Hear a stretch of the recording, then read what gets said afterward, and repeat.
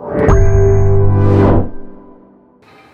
आप देख रहे हैं ग्लोबल हेराल्ड न्यूज़ और मैं हूं आपके साथ मेघा जी। आज हमारे साथ एक ऐसे अधिकारी मौजूद हैं जिन्होंने आरटीओ में एक अलग पहचान बनाई, इंदौर में एक अलग पहचान बनाई आरटीओ अधिकारी के रूप में, जिन्हें राज्य शासन की ओर से बेस्ट स्टाफ परफॉर्मेंस का अवार्ड भी दिया गया। तो आज हम बात कर रहे हैं जितेंद्र रघुवंशी जी से। नमस्कार सर, ग्लोबल हेराल्ड में आपका बहुत बहुत स्वागत है। Thank you madam. नमस्कार सर, मेरा पहला सवाल, आरटीओ की कार्रवाई को लेकर ऑटो चालक बहुत आक्रोश में है, इस पर आप क्या कहेंगे? ऑटो चालकों का आक्रोश स्वाभाविक है, लेकिन नियम भी जरूरी है।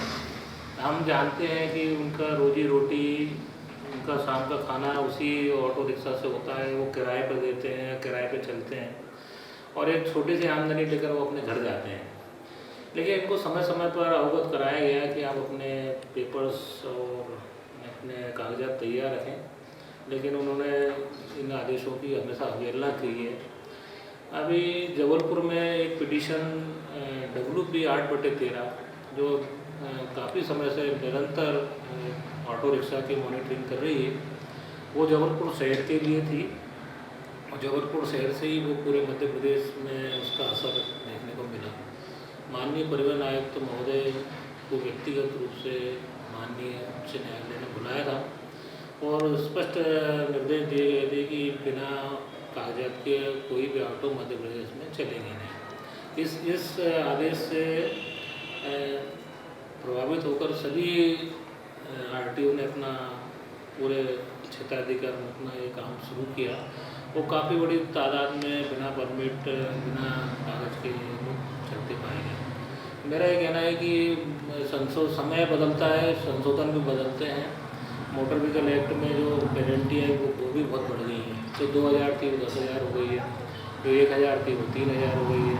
और ऐसे समय में जब इनका निराकरण भी कोर्ट से ही होना है, माननीय न्यायालय से, और न्यायालय में भी इतना बड़ा जो दंड देना, उनको भरना उनको मतलब बड़ा कठिन है। तो ये जो नया मोटर व्हीकल एक्ट है, इसमें दंड का प्रावधान बहुत तगड़ा रखा गया है। तो मेरा ये कहना है कि अभी हमने 2-3 दिन कार्रवाई को रोक रखा है। हम चाहते हैं कि हमारे जितने ऑटो चालक हैं, जो भाई हैं, वो अपने पूरे विधिवत कागजात बनवा लें और नियम के अनुसार चलें, इज्जत के साथ चलें। तो हमने उन लोगों से अपील की है कि हम आपको बहुत जल्दी आपकी जो दस्तावेज उनको तैयार करने में आपकी पूरी मदद करेंगे। उसमें किसी भी बीच वाले व्यक्ति की कोई भी ज़रूरत नहीं होगी। तो आज से हमने कार्रवाई को थोड़ा बंद कर दिया है और मतलब बंदी कर दिया है। हम चाहते हैं कि जल्दी ये लोग अपने व्यापार व्यवसाय करें और नियम के अनुसार चलें। सर, कोरोना काल को देखते हुए लाइसेंस की प्रक्रिया में अभी बहुत सारे चेंजेस कर दिए गए हैं, तो आप किस प्रकार के चेंजेस आए हैं और इसको लेके क्या क्या सुविधाएं हैं? अब लोग किस तरीके से अपने लाइसेंस को बनवा पाएंगे? हमारे लाइसेंस का जो प्रथम लाइसेंस हमारा वो लर्निंग लाइसेंस होता था और उसको यहाँ आकर उनको 10 क्वेश्चन वो मिलते थे और उसमें वो क्वेश्चन आंसर करके और उसमें पास और फेल होते थे और फिर उनका प्रिंट मिलता था। अब ये सुविधा आपको अपने घर पे मिल गई है कि आप अपना खुद ही इसमें लॉगिन करके आपको टेस्ट देंगे, खुद ही आपका लाइसेंस जनरेट होकर आपके घर पे आपको जहाँ से आप टेस्ट दे रहे हैं आपको मिल जाएगा। तो इसलिए ये पहला ये हुआ है कि इसमें लर्निंग लाइसेंस में आरटीओ कार्यालय में आने की कोई ज़रूरत नहीं है। दूसरा हमारा परमानेंट लाइसेंस है। परमानेंट लाइसेंस की भी ऑनलाइन ही NIC के माध्यम से आवेदन होता है, उसका यहाँ टेस्ट हम लिया जाता है और टेस्ट लेने के बाद में हम तीसरे दिन उनको लाइसेंस दे देते हैं। सर, हमने काफ़ी लंबे समय से सुनते आ रहे हैं कि लड़कियों के लिए लाइसेंस को फ्री कर दिया गया है। सर, इस पर अभी क्या ये लगातार प्रक्रिया चलती रहेगी या कुछ समय के लिए ही किया गया था? नहीं, ये जो महिलाओं के लिए लाइसेंस निःशुल्क है, लर्निंग लाइसेंस भी निःशुल्क है और ये लाइसेंस 2016 से इसको शुल्क से माफ़ कर दिया गया है। लेकिन अगर आपके पास कोई सा दूसरा लाइसेंस है और उस लाइसेंस में आप कोई अन्य परिवर्तन कराना चाहते हैं, कोई कैटेगरी जोड़ना चाहते हैं, तो उसकी फीस आपको देना पड़ती है। प्रेस लाइसेंस में आपको किसी प्रकार की कोई फीस नहीं देना पड़ती है और नवीनीकरण में जरूरत के आपको जब आएगा तो वो आपको उसकी फीस अदा करना पड़ती है। सर बिना फिटनेस की गाड़ियों पर भी अभी हम आगे क्या कार्रवाई देखेंगे और किस प्रकार से? अभी कोरोना काल में जो कोविड-19 में जो मार्च अप्रैल से जो गाइडलाइन जारी हुई थी, उसके बाद में फिटनेस परमिट और अन्य चीज़ों के लिए मोर्थ ने इसको छूट दी थी सब लोगों को, और वो छूट धीरे धीरे बढ़ती चली आ रही थी, और बढ़ते बढ़ते वो 31/10/2021 तक इसकी छूट की अवधि समाप्त हो गई। अब जब अभी तक सब लोग बिना परमिट बिना फिटनेस के वाहनों का संचालन कर सकते थे, और उसका उनके वो लाइसेंस से भी चला सकते थे, तो उनके वैधता मोर्थ ने अपने आप बढ़ा दी थी। लेकिन 31 अक्टूबर के बाद सबको इनकी आवश्यकता थी, तो ऑटो चालक या अन्य जो लोग थे उन्होंने भी इसमें विशेष रुचि नहीं दिखाई, और इस तरह से वो बिना परमिट बिना फिटनेस के संचालित होते रहे। सर चूँकि हम भारत में रहते हैं और भारत में सबसे ज़्यादा हिंदी उपयोग में आती है, जी, लेकिन सर ऐसा क्यों होता है कि जब गाड़ियों का नंबर इंग्लिश में होता है तो उन पर कार्रवाई कर दी जाती है? मैडम अभी जो नंबर हमारे मध्य प्रदेश के आ रहे हैं, उसको मोर्थ की जो गाइडलाइन है, पूरे भारत में एक जैसा लाइसेंस होगा। आप अगर अपना लाइसेंस भी यहाँ बनाएंगे, पहले सब स्टेट के अलग अलग लाइसेंस थे, अलग अलग कार्ड थे, अब सब में एक रूपता कर दी गई है। वो आप अभी जो लाइसेंस जारी होंगे पूरे भारत में उनका प्रारूप एक होगा, रजिस्ट्रेशन होंगे उसका प्रारूप एक होगा, नंबर प्लेट होंगे उनका प्रारूप एक होगा। अब वो जो पुराना वाला जो सिस्टम था वो समाप्त हो चुका है, अब नए तरीके से एक रूपता में ही सब जगह काम हो रहा है। वैसे तो हम आरटीओ में बहुत सारे चेंजेस देख रहे हैं और ये सभी लोगों के लिए बहुत अच्छा भी है, पर आगे आप और क्या प्लानिंग कर रहे हैं हम इसके लिए, और आगे आप और क्या देख सकते हैं? आरटीओ ऑफिस में धीरे धीरे जो लोगों का आना जाना कम होगा, समय बदलता है और समय के साथ में सब चीज़ें भी बदलती हैं। बहुत पुराने समय में जो हमने यहाँ अपना नौकरी ज्वाइन की थी, उसमें अभी तक जो बदलाव आए हैं वो हम मैनुअल रूप से हमने काम किए थे।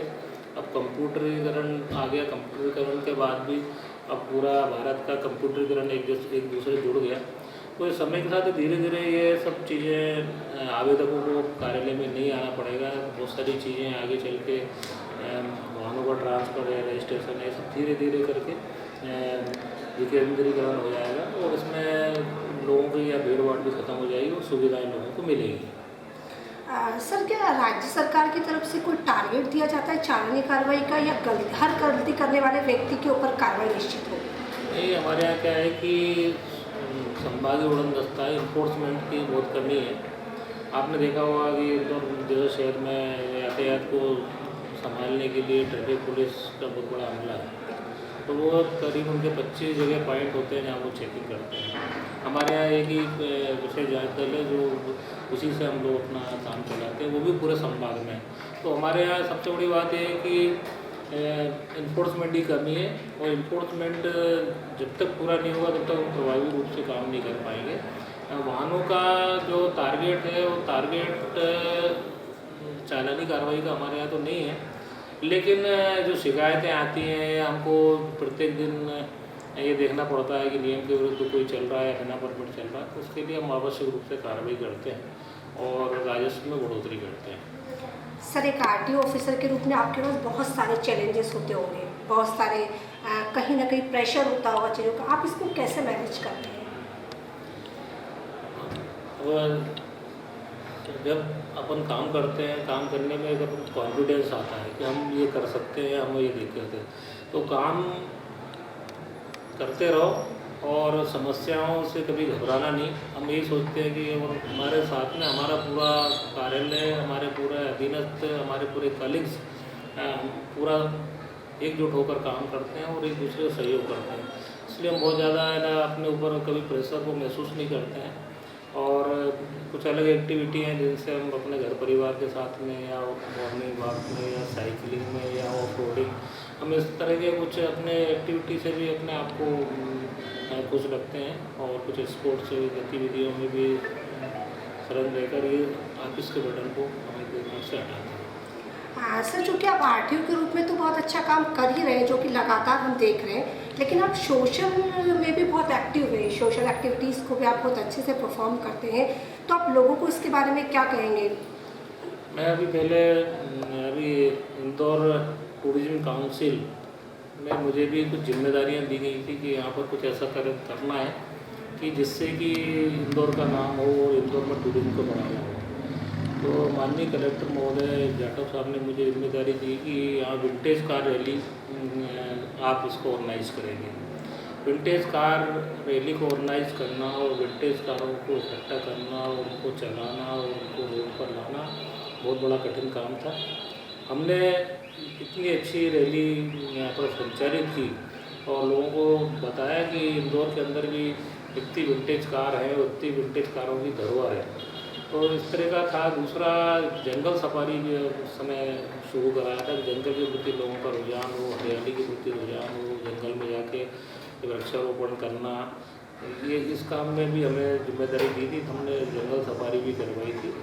और मैं मेरे कुछ ग्रुप के साथ में जब बारिश में जंगल में जाते हैं हम लोग, तो हम कुछ पौधे ज़रूर ले जाते हैं और वहाँ जाके हम वृक्षारोपण करते हैं। और पौधे भी इस तरह के ले जाते हैं कि जहाँ उनको बहुत ज़्यादा पानी की ज़रूरत नहीं है। तो हरा भरा जो इंदौर है वो स्वच्छ इंदौर है। मैं चाहता हूँ कि उसको इस तरह से बना रहे और हमारे यहाँ की जो एयर क्वालिटी है उसको भी सुधारो। सर कोरोना काल को लेकर तो हम लोगों ने जो भयावह स्थिति देखी और वापस से ओमिक्रॉन भी एंट्री कर चुका है, जो कोरोना से 40% एक्स्ट्रा वायरस है और लगातार हर जगह भीड़ देखी जा रही है। तो आप लोगों को किस तरीके से सतर्क रहने के लिए कहेंगे और इस पर क्या राय है? मैं तो सबसे पहले जो कोरोना काल था उस कोरोना काल के बारे में बोलना चाहता हूँ। आपके प्रश्न का उत्तर मैं बाद में दूंगा कि वो जो सबसे पहले जब कोरोना कोविड-19 शुरू हुआ था उस समय स्थिति बड़ी ख़राब थी। ना किसी के पास इलाज के पैसे थे।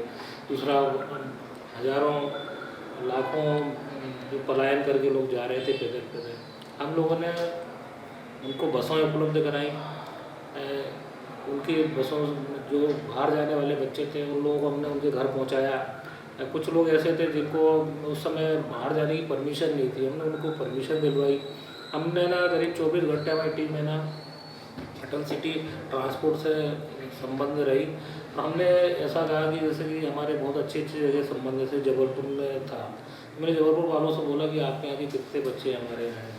उन्होंने कहा हमारे इतने बच्चे यहाँ फंसे हुए हैं। ये हमने यहाँ से कॉल सेंटर सबके कॉल लगवाए कि आप कॉल सेंटर पे इंक्वायरी करवाइए कि आपको कहाँ जाना है। उनके हमने ग्रुप डिस्ट्रीब्यूट करवाया। तो कलेक्टर साहब के माध्यम से हमने बसों से उनको बहुत सिंगरौली तक छुड़वाया। तो वो बड़ा कठिन काम था। 24 घंटे हम लोगों ने काम किया और उसमें हमारे यहाँ साथी कई लोग भी प्रभावित हुए। और उसके बाद में जब दूसरा कोविड आया तो उसमें यंग लोगों को उससे अपना निशाना बनाया। वो भी बहुत भयावह था। उसमें भी मतलब लेकिन हम लोगों ने ऑक्सीजन जो टैंकर्स हैं उनको मॉनिटरिंग की कि जल्दी से आना चाहिए। यहाँ से बाई एयर भी टैंकर गए, जमशेदपुर वापस आए। तो एक बड़ा चैलेंज था उसके लिए। और वो हमने ऐसी स्थिति देखी है कि इसमें मतलब किसको क्या हो जाए कुछ नहीं कह सकते थे। लेकिन मैं जो तीसरा अभी वो आने वाला है इसके लिए भी मैं यही कहना चाहूँगा कि इसमें सचेत रहने की बहुत आवश्यकता है। भीड़ भाड़ ना लगाएं, इसको बहुत हल्के में नहीं लेना चाहिए। अभी आएगा, कितना घातक होगा कितना नहीं होगा कुछ पता नहीं। लेकिन मैं ईश्वर से प्रार्थना करूँगा कि इस तरह का ये तीसरा संक्रमण ना आए, क्योंकि इसमें कितने लोगों ने जान गंवाई है। इस तरह का जो वातावरण फिर निर्मित होगा, हो सकता है कि हम लोग उसको सहन ना कर पाएँ। Thank you so much, sir. Thanks, talk to me. Thanks for giving some time. Thank you so much.